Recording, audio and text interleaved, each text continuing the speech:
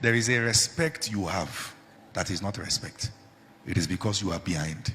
There's a conversation you must pay attention to, because you can either be in that shoe or encounter those who are in that shoe. And David spake to the men that stood by him, saying, what shall be done to the man that kills this Philistine and taketh away this reproach from Israel? For who is this uncircumcised Philistine that he should defy who? The armies of the living God. Yes. And the people answered him after this manner, saying, so it shall be done to the man that killeth him. Yes. And Eliab, his eldest brother, heard when he spake unto them. And Eliab's anger was kindled against David, and said, why comest thou hither? And with whom hast thou left those few sheep in the wilderness? I know thy pride and the naughtiness of thy heart, for thou art come down that thou mightest see the battle. And David said, what have I now done? Is there not a cause? And he turned from him towards another, and spake after the same manner. And the people answered him and saying, after the former manner. Yes. And when the words were heard which David spake, they rehearsed them before Saul. So hold on a minute. Let me tell you what happened. Eliab,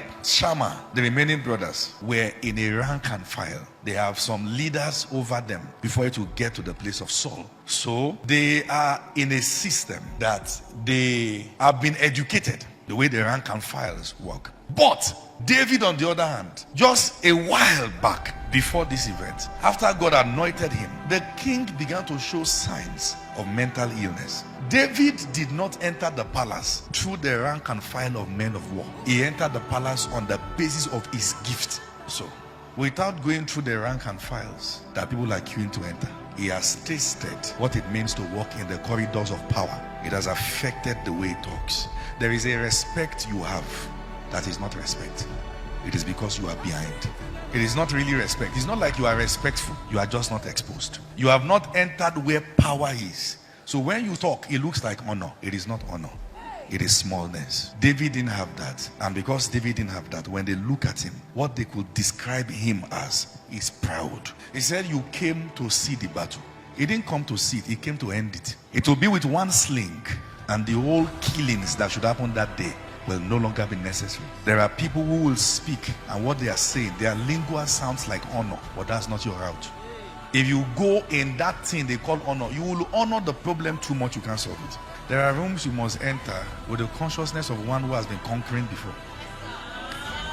You can't step in and be saying, thank God somebody in my family at least has broken this. They don't need that information from you, because those rooms don't open on the basis of pity.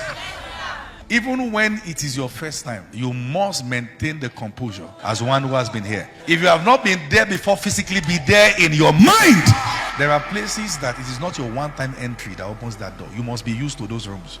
Eliab was going to call him proud boy, arrogant, nonsense. But while he wasn't saying, hey, yeah, he said, what will be done for the one who kills this uncircumcised Philistine? How dare he? Saul could not say, call Eliab. He doesn't send him. Does he know him? Listen, you might find yourself in places where they don't know your mentors, but they know you. You are not there to do referral. You are there because God brought you there. When they ask you a question, please don't refer. It is not humility. I say, see, actually, there's somebody who actually taught me this. They are not asking you that in this room. They must have seen that person and something is not really right.